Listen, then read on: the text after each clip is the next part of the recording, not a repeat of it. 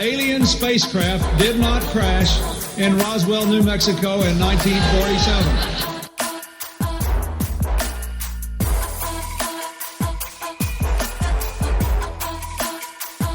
You know flat earthers, I guarantee it. But you don't know who they are because they're afraid of talking about it.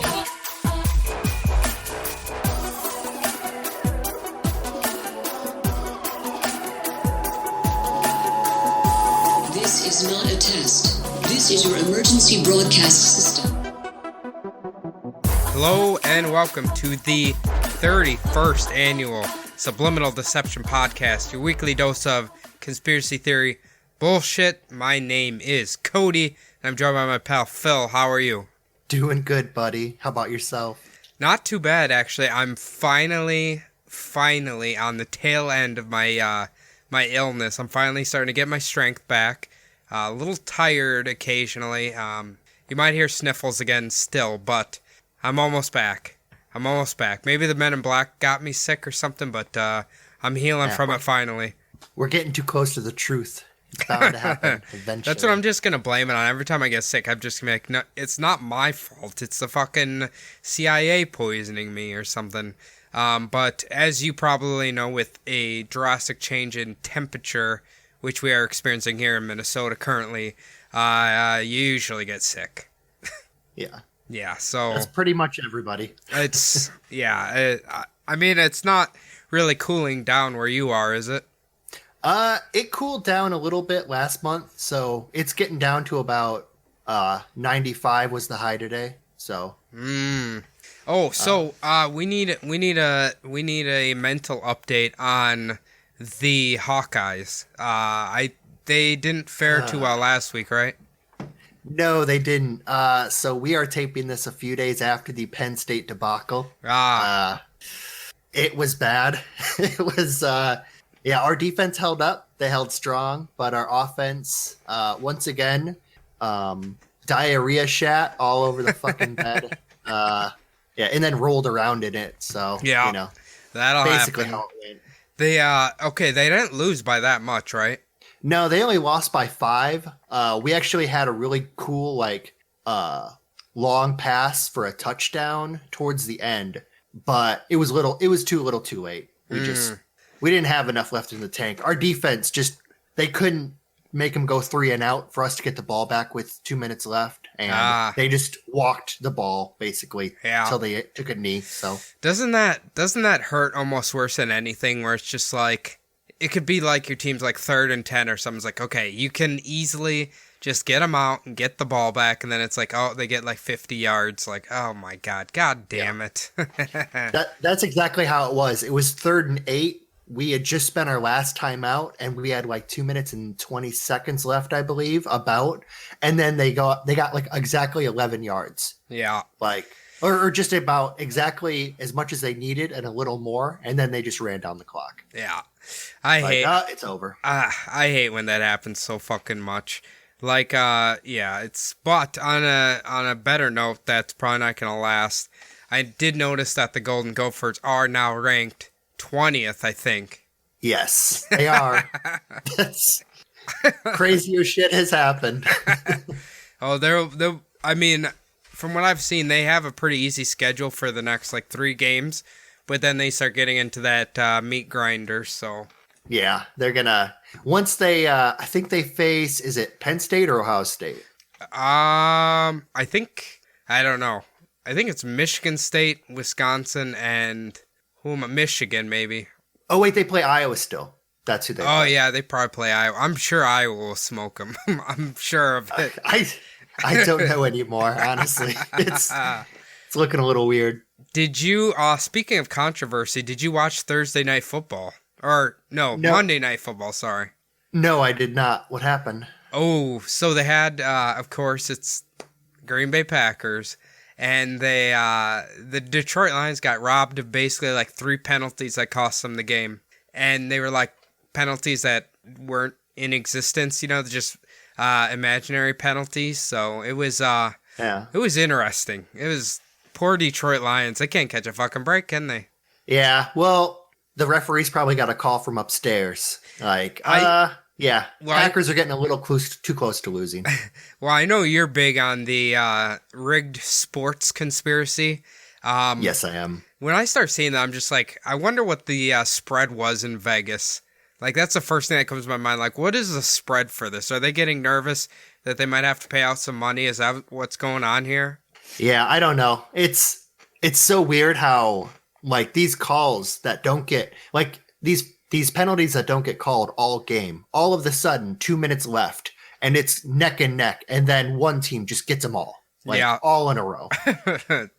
That's fucking disheartening, dude. So, Yeah. You had mentioned a story you wanted to tell. Now, were you at the location of this story? Were you watching the game at the bar or whatever? No, I was not. I was out after me and a couple of my friends went out after happy hour to a bar just up the road. And so we're all kind of sitting at this. They have these like 4 or 5 big tables outside of the bar in the smoking area. So it's kind of like people just come and sit down because there's not a lot of places to sit out there. So everyone just kind of sits at the tables. It's not like if there's 2 people at a table, it's not just like their table. Like other people are going to sit down. Yeah. So I'm talking to one of my buddies, and then 2 other people come up. They hear us talking about football. So it's a guy and a girl, and I'm talking to the 2 guys about football, and then the girl chimes in. She's a Pittsburgh Steelers fan. I didn't say shit. So Whoa, how did you hold back? it was hard. It was hard to hold back. But so both of the 2 guys leave, and I'm kind of talking to the girl. We're talking about like how sugar is harder to quit than smoking. We're talking about all this other shit like in the news. And basically I'm trying to like throw away my beer, and I'm kind of caught like to where the trash can is. It's only about 3 feet away, but my feet are caught in this little like picnic table deal to where I can't get out. So I lean over, stretch my arm out, and just kind of give the beer a little toss. And it looks like it's going to fall in, but then it kind of like the fat part hits the outside of the trash can and it rims out and shatters on the fucking ground. So there's about maybe 25, 30 people outside in this smoke pit. So I jump out of this picnic table. My foot gets caught and I nearly eat shit on the cement floor. Start picking up the bigger pieces and throwing them in the garbage before the bouncer sees like what happened. Jump back in, look over, and she's on her phone. She was on her phone for pretty much the rest of the night. So Wow, okay. didn't quite work out very well for me. So you're saying that the glass breaking incident completely killed your mojo there, and she wasn't interested anymore. Oh yeah, anything that was going on just went fucking dead right at that moment. All right. So what's the moral of the story here, gentlemen, and ladies too, I suppose? If you are trying to court the opposite sex or same sex, make sure you always throw your bottle into the trash can and don't let it break because it's gonna break just like your charisma. So it's don't try to look cool at all because you won't. I don't care if you're fucking Shaq shooting from the free throw line. Don't try it. Yeah, exactly. Honestly, if I would have just got up, thrown the beer away, went back, probably wouldn't have worked out anyway. But you know, I think your chances would have been better if you would have just smashed the bottle over your head. I mean, the same effect, but it would have looked cooler in the end, you know. Definitely. I'll remember that for next time. I still remember when we were in high school, like, kids would try to break bottles over their head. And, like, I remember that one kid, he kept hitting himself and hitting himself and hitting himself. I'm like, Jesus, dude.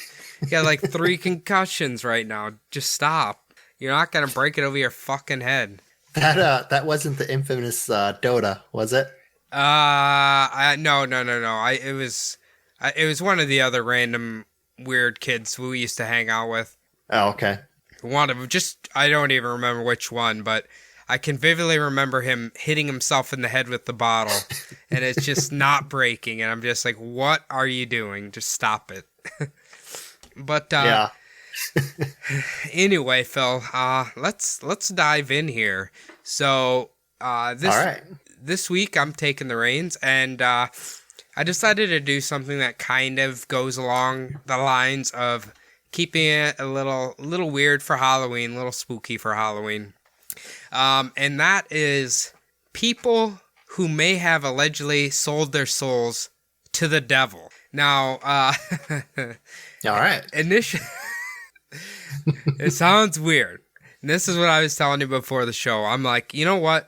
I was thinking, I'm like, is this too fucking weird? Is this too weird of a subject to talk about? And then I'm like, hold on a minute. We literally talked about an entire episode where people allegedly flew to an alien planet and hung out there and are still living there.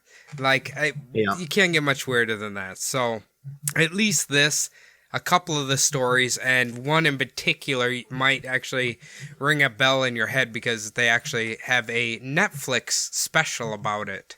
So, but that will be later in the episode. So, basically, as probably makes sense, cultural legend is that people will offer their souls over to the devil or a demon in order to gain wealth, power, influence, fame, or whatever desire that they want. Something to advance themselves in a situation that they can't seem to get past. Makes sense. Some people believe this can be achieved through witchcraft, occult magic practices, or offering to have sex with demons. Apparently, demons, you can just have sex with them and then they'll grant you a wish. I've never really heard of that one before, but I guess They're like a horny genie. I guess. I'm just like, I don't know about that one. I've heard of the witchcraft or like the weird like fucking, what do you call it, like rituals and stuff like that. You hear about musicians and stuff doing it. Something I found interesting was there's a belief during the Middle Ages that midwives were actually being accused of sacrificing children to the devil because of it has such a high infant mortality rate, which makes sense. And instead of them being willing to accept that, you know, they have shitty childbirth practices or whatever, that these midwives are sacrificing their children to the devil. Have you ever heard that before? It couldn't possibly be that no one washed their fucking hands at all. Not even a little bit. I feel like they didn't start sanitizing tools till, was it in the very beginning of the 1900s? Or is it the very, very end of the 1900s?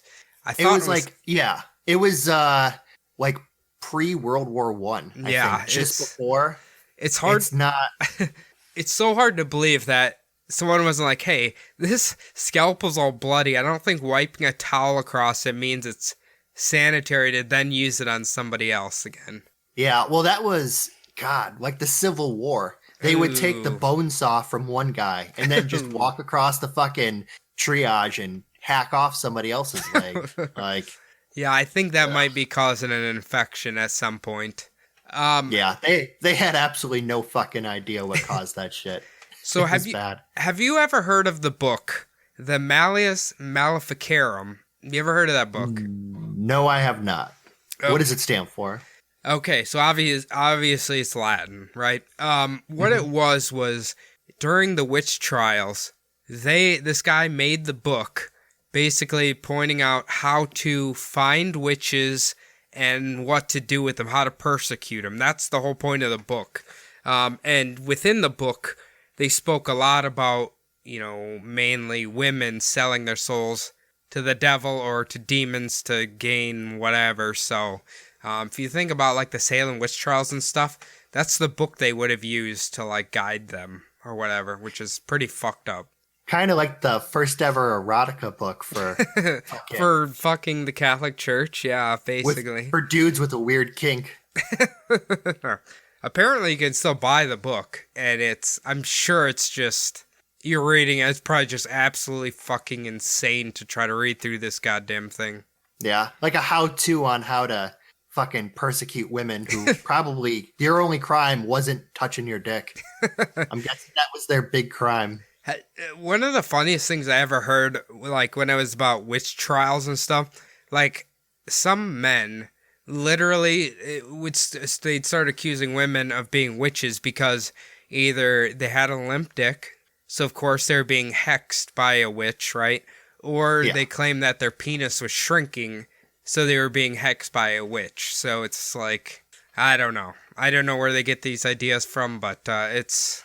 If Dude, only that they had last Cialis. I was gonna say that last one has caused a lot of mass hysteria in like the world. Like that is a thing that like apparently if you read into it, like there's been a lot of incidents of that where people think that something weird's going on. Yeah, and it just caused a fucking panic. Yeah. All right, now, last thing here before I start telling the stories, I don't want to persecute just the religious people. Now, according to demonology or a demonologist, there is a specific month, day of the week, and hour to call each specific demon, right? And within this time frame, then you can begin the invocation for your pack to sell your soul to whatever being you're going to contact. So apparently you have to know the specific times to contact these demons to ask for whatever I guess you want to ask for. Like if we want to sell our soul so subliminal deception could be like the Joe Rogan podcast, then I guess we'd have to find the demon that controls podcasting stuff, I guess. So I don't know if there is one. There's bound to be one. I'm sure Joe Rogan's the demon that controls podcasting more than likely.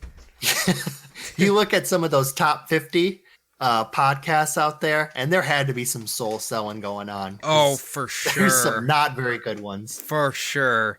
Like, it was funny today. I was listening to Crime and Sports, and they were talking about an MMA fighter. His name was BJ. That was his name. BJ Penn? Yeah, BJ Penn. And he's obviously a lunatic, right? And they were talking about a quote from Joe Rogan saying this is the greatest pound for pound lightweight fighter in existence. And they were joking that every single time BJ Penn commits a crime, they should just play that clip of Joe Rogan saying that. I was laughing so fucking hard.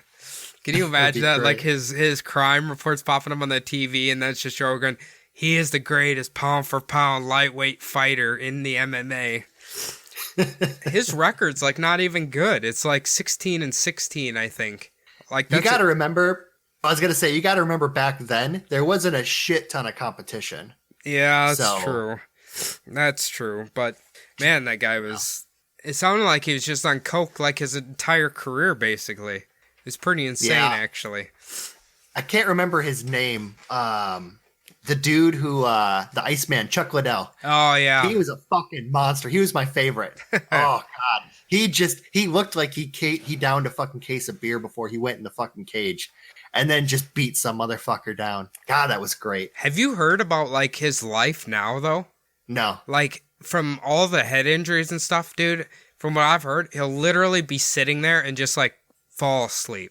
Like, he's had so much head trauma that he's basically, like, fucked up. Like, really fucked up, you know? I mean, when you're getting hit in the head repeatedly, what do you expect? But... yeah, he didn't really do a lot of blocking, I remember. He fought kind of like Rocky. He just stuck his face out and then punched at people. I remember when you were visiting and we were watching Rocky, and it's just like, no blocking, just hits. Just hits everywhere. Doesn't matter, just hits everywhere.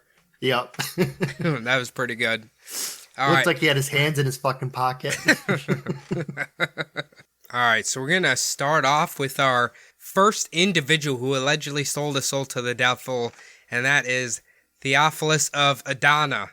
Now, back in 538 AD, Theophilus of Adana was a cleric in the Roman Catholic Church. So initially, he was unanimously elected to be the bishop in, how can I say this? Sicilia, I believe it is.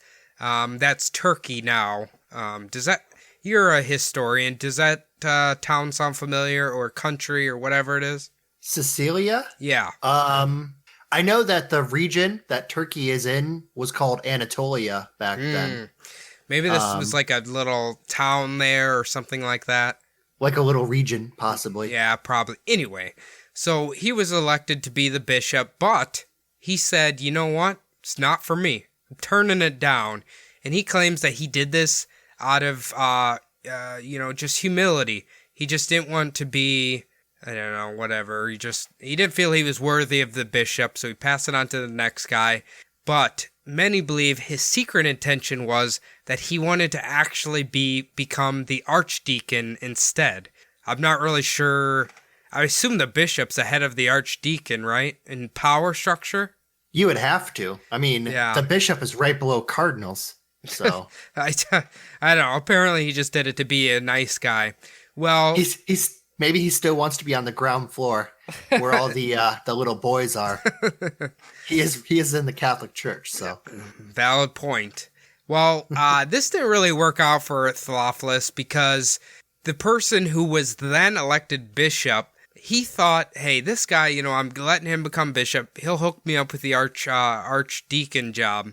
Well, the man who became bishop didn't like him very much, so he forced him to stay at his cleric position. Now, Theophilus was now outraged and swearing off the church, right? So apparently he went out and he sought the assistance of the local necromancer to make a deal with the devil. Now, so he's... As you do. Yes. Like, I can't take this church anymore. I gotta go find the local necromancer. Do you think he had like a shop, or do you think he had to it was like kind of like a secret thing you had to find the necromancer? He's just your random local apothecary, just, making up little potions and shit just on a corner store. I could see him Sell walk. cigarettes and porno. I was gonna say I could see Theophilus walking in there, and he's like, "All right, necromancer, I need your help." He's like, "Sir, all I do is make bread and an avocado toast. I don't summon demons or nothing. Come on." He's like, "Quiet." I told you to help me, necromancer.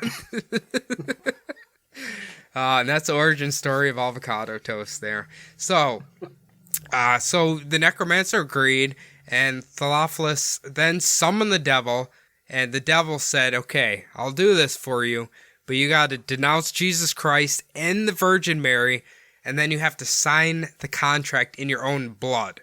Okay? So he does all this. Then, out of nowhere, Theophilus is unanimously elected to be a bishop again for the second time. So right after he swore off God and everything, instantly he became a bishop again. So, of course, being a man of the cloth, he felt pretty guilty about making a pact with the devil, so he sought forgiveness from the Virgin Mary. So what do you do if you want forgiveness from the Virgin Mary?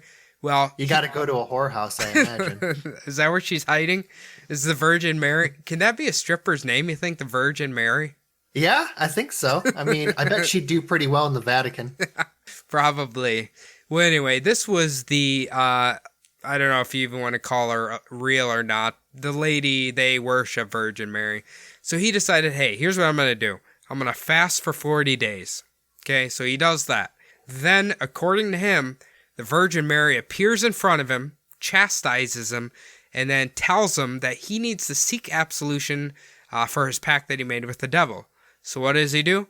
He fasts for another 30 days. I'm pretty sure you would be dead after the 40 days, let alone 70 days. I don't know. What do you think? Yeah, I think it's pretty easy to see a vision after you've been starving yourself For 40 fucking days. I'm pretty sure the fucking Virgin Mary would pop right in front of you if you haven't eaten for 40 days. Yeah, I'm sure he saw a lot of shit. I don't even think the people on Naked and Afraid don't eat for that long. Oh, yeah. What is that, 2 weeks? Yeah, They're eating, something like berries that. and shit? Dude, that's insane when you watch, they put the pictures of like when they go in and when they come out, like how slim down they are. It's fucking insane. So And you know that the fucking production crew is eating fucking takeout right by him. He's like, guys, I don't want any Chinese food tonight. Can we get Mexican instead? And these people are like dying of hunger over here. Chewing on a piece of bark. Like, do you think Uber Eats delivers out here, guys? For the love of God, just pass me a wonton. All right, so apparently after he fasted for 30 days, he was hoping to reach absolution. But Satan, he said, no, sir. You signed the contract, so you gotta keep with this pact. So apparently after he saw Satan, for the next 3 nights, every morning he woke up, that contract was just laying on top of his chest. You know, like Satan saying, hey, look, buddy, You signed this. You got to deal with this now. So in a final attempt for him to break the contract, Theophilus took the contract to another bishop, told him what he did. That bishop then burned the contract, and shortly after, Theophilus would die. But some say he was finally free from the contract. So maybe the contract meant if you're breaking it, you're dying. So he didn't get a very good deal out of it because he just became a bishop that he originally turned down the first time, which is, it doesn't make a lot of sense. But what do you think of old Theophilus here, Phil? It kind of reminds me of that movie Bedazzled, where he gets wishes, but they always turn out shitty. Like, right. It's funny how his first wish from the devil was to become archdeacon, whatever the fuck that is. And then he just ends up getting the job that he didn't want. Like, it's like, no, you're going to get a promotion, but, you're going to go this way on it. It's funny how every time you mention the devil, I keep thinking of the show Supernatural. And I think of, like, the Crossroad Demons just kind of appearing in front of them. Ooh. Like, yeah. Did you watch that show? I've seen, like, a couple episodes. I need to watch it, though. Everybody seems to love it. Because they have, actually, like, the devil and, like, all the demons and shit in it, don't they? Yeah, they have, like, all the main angels, all the main demons, like the devil, witches, vampires, all that shit. It's been going on for, like, 14 years, so. It's done now, isn't it? Or is it still on? I have no idea. It might be. It might not be. I watch it when it comes on Netflix, so. I need to just sit down and watch it, because I love, horror, sci-fi shit, so.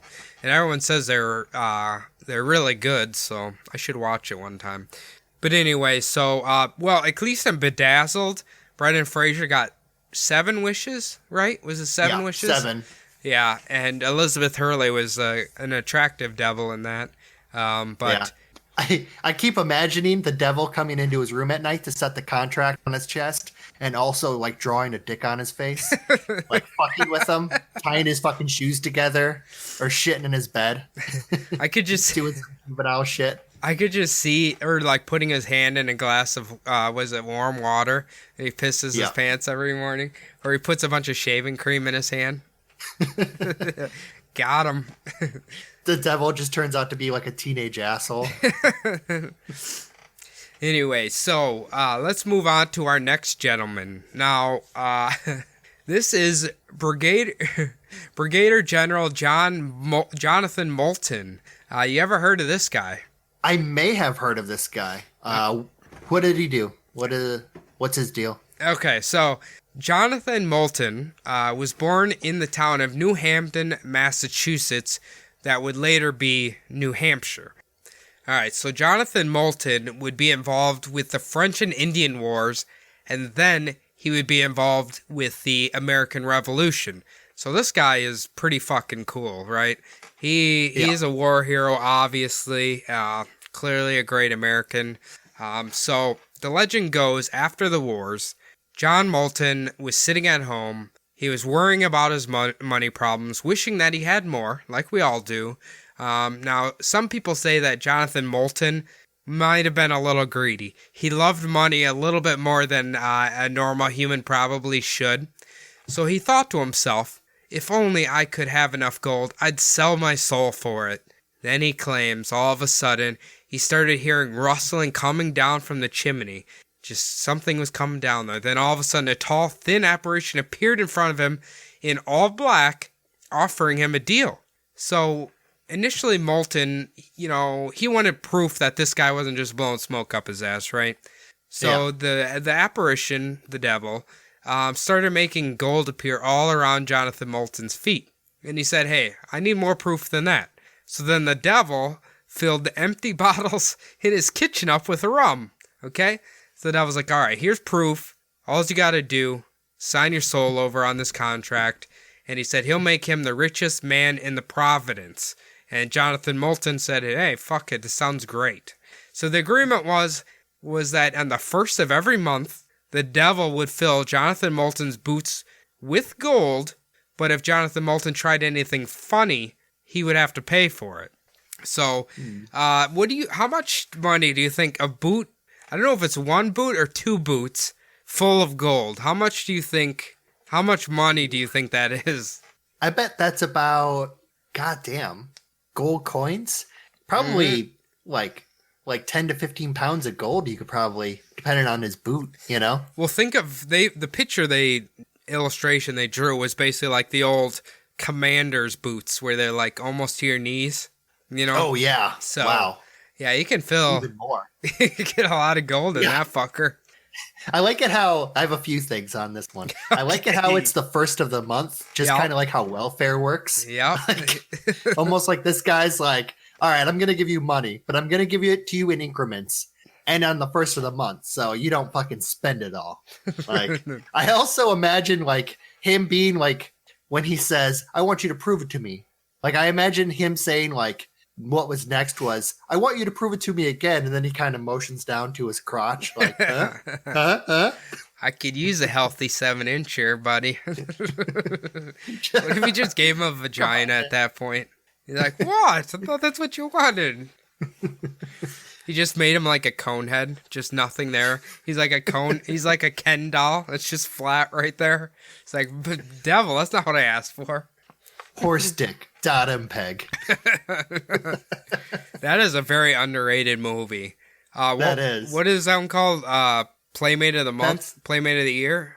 Yeah, I think it's something like that. Cover Girl or something like that. Like about his girlfriend after he gets into the coma. Yeah. His girlfriend ends up becoming like Playboy Playmate or something like that. Yeah. Yeah, and he's trying to find her. It's pretty funny, actually. It's quite funny. So anyway, back to Jonathan Moulton here. Now, as I said before, Jonathan Moulton, he's a little greedy. He's not going to just 2 bootfuls of gold every month. It's just not enough for him. So he started off with finding the biggest pair of boots he could find in the entire Providence, okay? But that wasn't enough still. So then he cut the soles out of the bottom, then cut a hole in the floor, so all the gold would constantly be trying to fill up, but it would just fill up in the basement or whatever.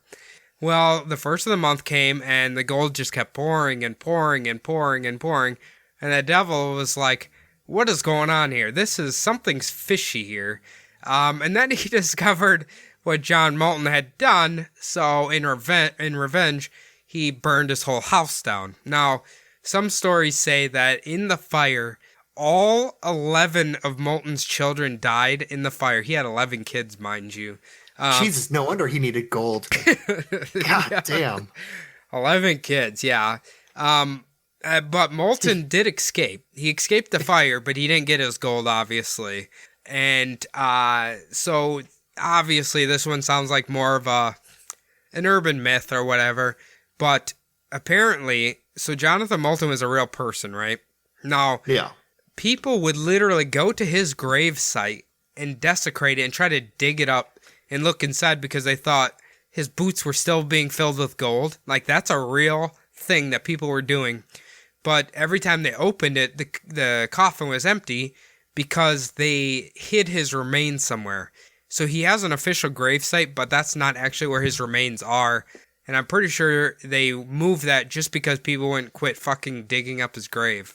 Can you believe His that? boots are at Fort Knox. Probably. I'm just kidding, of course. There's no gold in Fort Knox. I think fucking Scrooge McDuck has his boots, probably. See how much He's gold that swimming in fucker's is? Yeah. Somehow he swims in it without like breaking his fucking neck when he dives in there.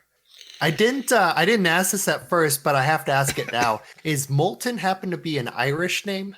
I have no fucking idea. Because with 11 kids, you'd think like, Well, probably Irish. well, he didn't need to ask the devil to be extremely fertile. We know that one. Yeah, He's that one came with the territory. His penis worked just fine, apparently. The devil's like, hey, you want me to do anything about your dick? And he's like, no, it's handled. I have this thing called a vasectomy, Mr. Moulton. I think you might be interested in it. No, I'm fine. No, I'm just going to spray and pray. I'm a religious man, you see. That's why I asked you here. All right, so the first two, as you can see, they're maybe a little more goofy. They're really old. So, as we know, throughout history, the game of telephone kind of exaggerates people's story and whatever. So, but our last two, now they're going to be kind of connected within each other. And this guy is the guy that you can watch the documentary about this entire story. It's about Robert Johnson. Have you heard of this guy before? No, I have not. Okay, so Robert Leroy Johnson was an American blues musician, singer, and songwriter who had landmark hits between 1936 and 1937, and he would also become a huge influence on other musicians in the future. So according to legend, as a young man living on a plantation in rural Mississippi, Johnson had a tremendous desire to become a great blues musician. He was instructed to take his guitar to a crossroad near Dockery Plantation at midnight. There, he was met by a large black man, the Devil, who took the guitar and tuned it. The Devil played a few songs and then returned the guitar to Johnson, giving him the mastery of the instrument. This was a deal with the Devil mirroring the legend of Faust. I was going to cover him. That's just basically another guy who sold his soul to the Devil. In exchange for his soul, Johnson was able to create the blues for which he became famous. Now, initially, this story kind of just sounds like your roundabout bullshit story, like, hey, this guy's just a good blues musician, and they made this mythos up about him, right? Well, yeah, it does. The part that gets really, really interesting with this guy is when he was a young man, he went to the Robinsonville juke joint and was kicked out of their club because of how terrible at guitar he was. Like, they interviewed these people saying just how fucking horrible of a musician he was. Like, they booted him out. So Johnson went missing for an entire year, okay? Then he reappeared at that exact same club, and obviously those club owners were skeptical, but they're like, whatever, because when he came in, he had a new guitar strapped on his back. And this wasn't just your everyday guitar. This guitar was a 7-string guitar, and they had never saw a fucking 7-string guitar before. So that's really weird, right? And then, according to these people, out of nowhere, Johnson was just able to just play the guitar like he had done it his entire fucking life. And from this point is when he became a blues legend, and he would release 29 songs. Now, some of the titles included Crossroads Blues, Hellhound on My Trail, Me and the Devil Blues, and Up Jumped the Devil. Now, why I think this is so interesting, and I'm pretty sure the Netflix documentary will go into a lot more detail about it, is just for the fact that this guy literally was complete fucking dog shit at playing guitar, right? Yeah. Someone told him to go to this crossroads, which he apparently did. It's basically an intersection of two highways in Mississippi, and that's kind of created the legend of going to the crossroads, which the next guy we're going to talk about did the exact same thing and kind of had his own transformation musically. And other musicians literally travel out here to try to do this. Like, he's not the only one who's done this, right? But what year was this? 1936, I believe. 1935, 1936. So yeah, maybe cocaine had a little bit something to do with it. Like, well, it was probably coke was legal then, wasn't it? Yeah, it was. They were putting it in everything. I think it had just became like put on the schedule like in a few years. But there's been like, you got to think, like, were they even manufacturing 7-string guitars? Because he would have had to make it himself. Well, that's where I think the legend catches on. I'm not sure about the history of guitars, but what I do know is that this particular region, and they refer to him as a Delta blues player, which is referring to, like, I think the Mississippi Delta. But in that community, they had never saw a 7-string guitar before. So that's why they were amazed. But the thing that I think caught him the most off guard is, like, he allegedly went to the crossroads, came back, and he's just, like, ungodly good at fucking guitar now. Like, it should have been possible. The thing that trips me up a little bit is, if it had been a week, if he got kicked out of there and then a week or two later, he came back and he was just phenomenal, that would be like, holy shit, that's crazy. But since it was a whole year, I mean, you could probably, if you were around the right people and like practice your ass off, I bet you could probably get really good at a guitar, like if you had it in you, you know? Now, what some people do say about this that I was reading, that there was somebody at the crossroads that he did in fact meet, but obviously it wasn't the devil. It was, they had the name of this guy. I should have written it down, but basically they think this guy, who was already a guitar master, whatever, he met him there and then he trained him how to play guitar, and they gave him the legend of the black man at the crossroads that then kind of became the devil or whatever. But the thing that's interesting is how this guy kind of has song titles referring to the crossroads, meeting the devil, the hellhound on my trail. Like, it's almost like he's leaving subliminal messages saying, like, what's going to happen to him, right? Now, Yeah. let's go to his end, right? So he released 29 songs in 2 years, and a lot of them were really, really, really big hits. So Johnson died on August 16th, 1938, at the age of 27. So he was basically famous for 2 years, and then he was dead. And he died near Greenwood, Mississippi, of unknown causes. Now, here's the weird thing. His death was not reported publicly. He just merely disappeared from any sort of historical record, and it wasn't until almost 30 years later when Gail Dean Wardlow, a Mississippi-based musicologist researching Johnson's life, found his death certificate, which only listed the date and location with no official cause of death. So this guy was like really popular. He died. They don't know why he died. They basically don't know anything. They just thought it sounds like they thought he was missing for 30 fucking years. And then this lady happened to find his death certificate, which is really weird. So, although it is the South and we know it's probably was very racist in 1938. So, It's so crazy that you said he died at the age of 27, because there's so many like famous musicians. that died 27. Yeah, famous musicians, entertainers who die at 27.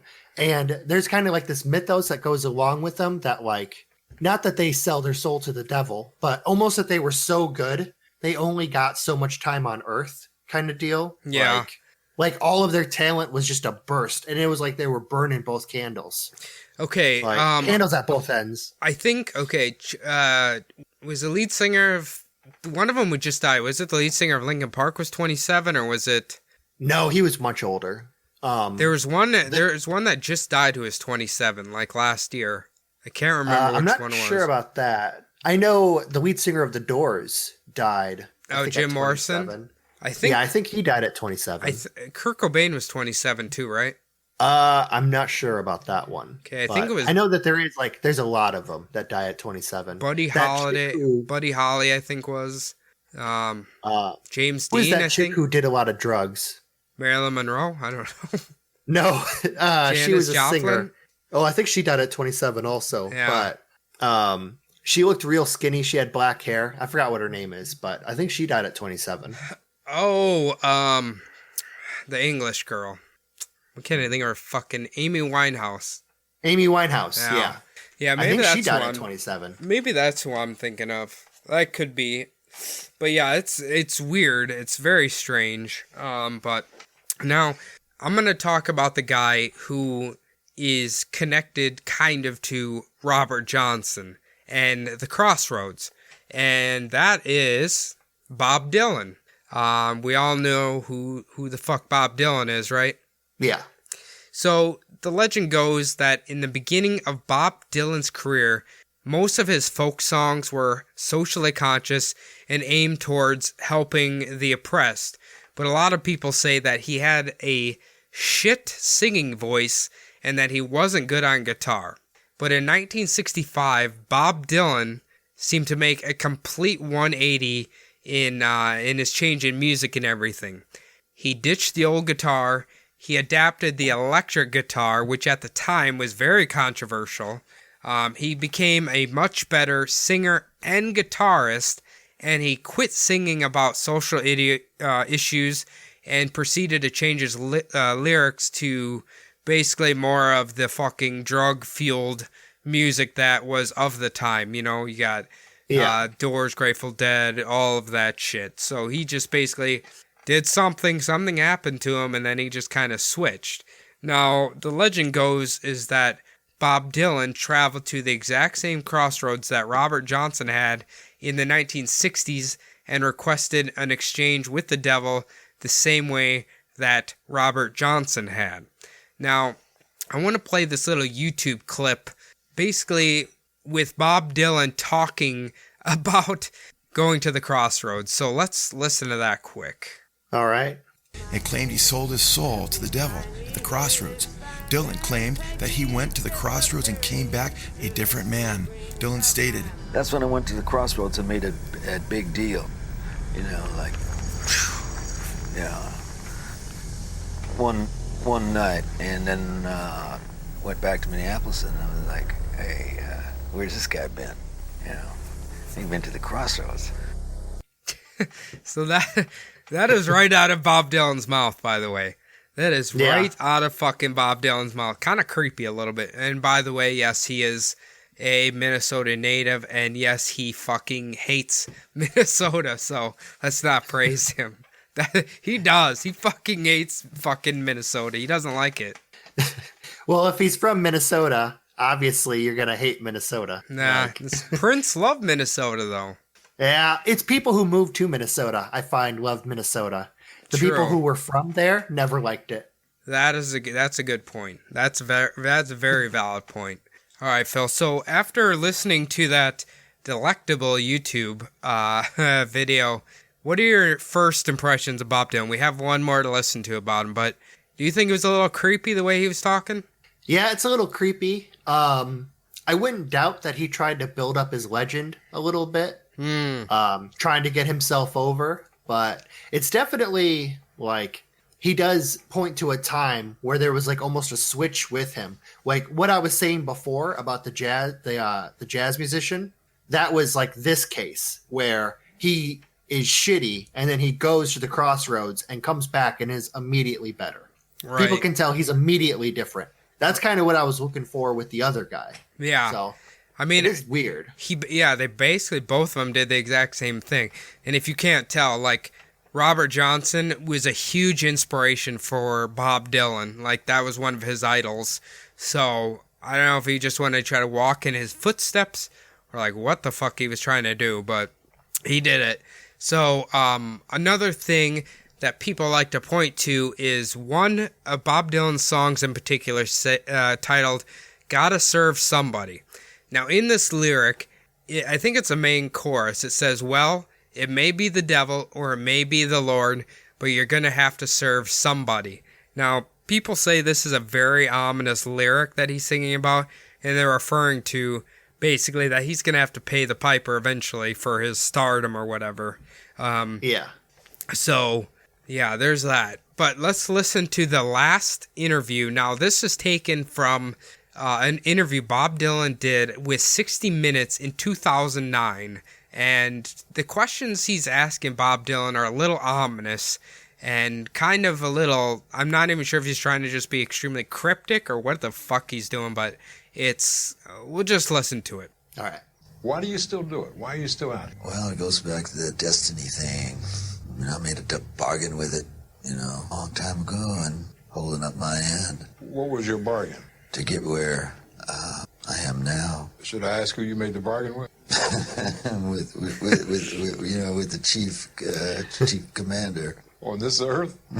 And this earth, and then in a world we can't see. Look at me. And there it is. Yeah. Like, what is he talking about?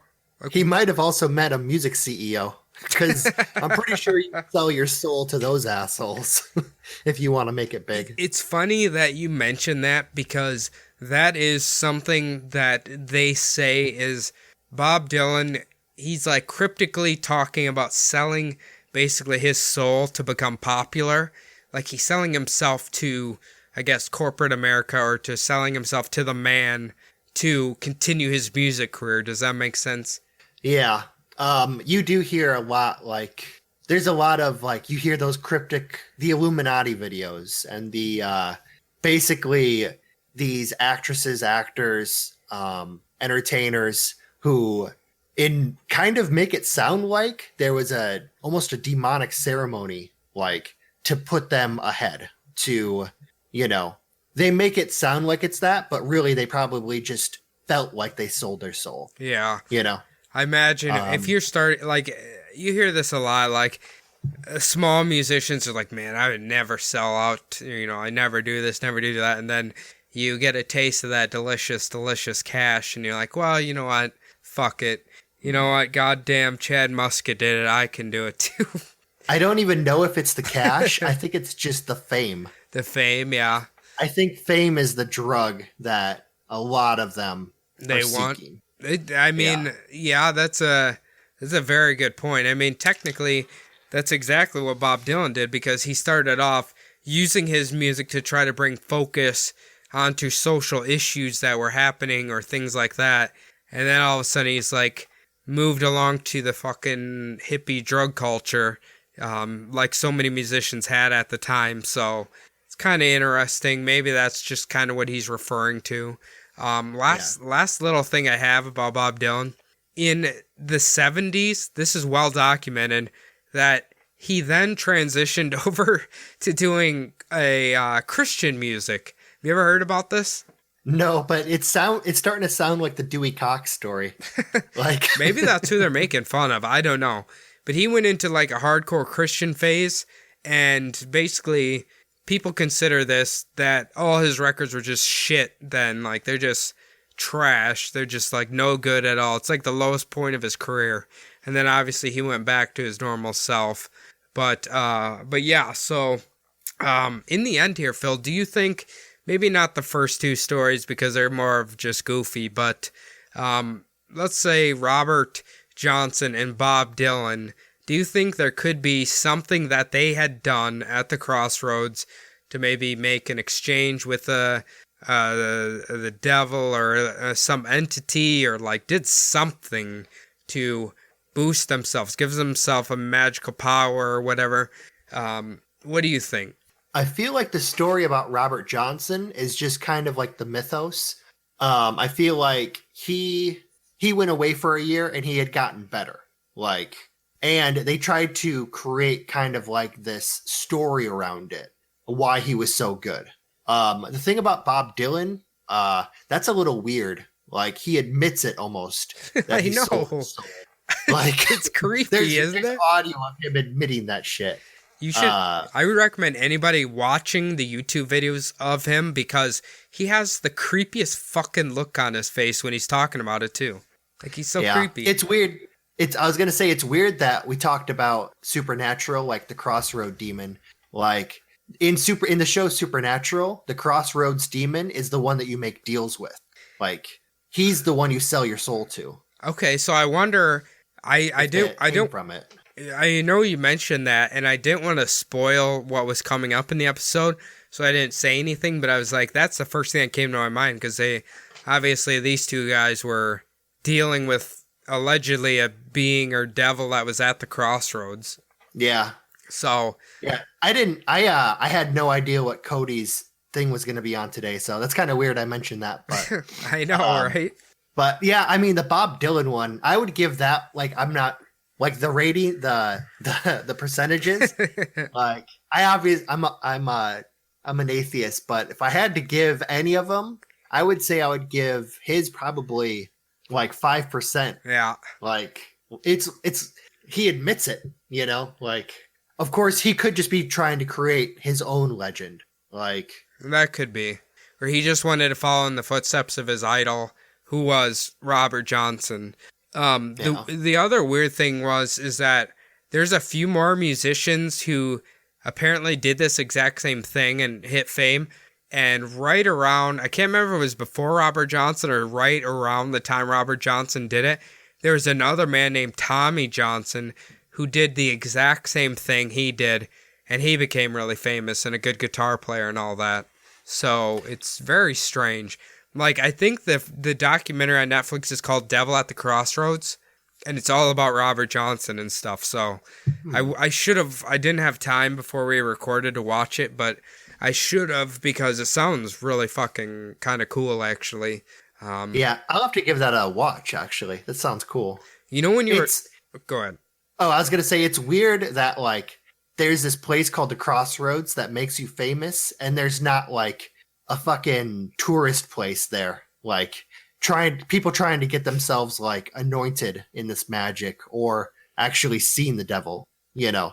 Because you would think that with all the people who want to be famous, there would be a line a mile long to get there, you know? Well, I'm sure after the Netflix documentary, there's probably a lot of people who visit it. That or they don't want to go to Mississippi, one of the two. Yeah, I really wouldn't want to go to Mississippi. Do you think Terry Bradshaw went here in the 60s to become a good quarterback? He may have. Jesus.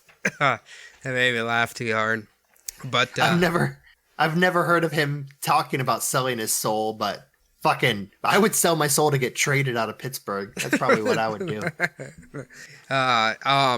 Yeah, the Devil's probably a Pittsburgh fan, so he's not going to let him leave. But, final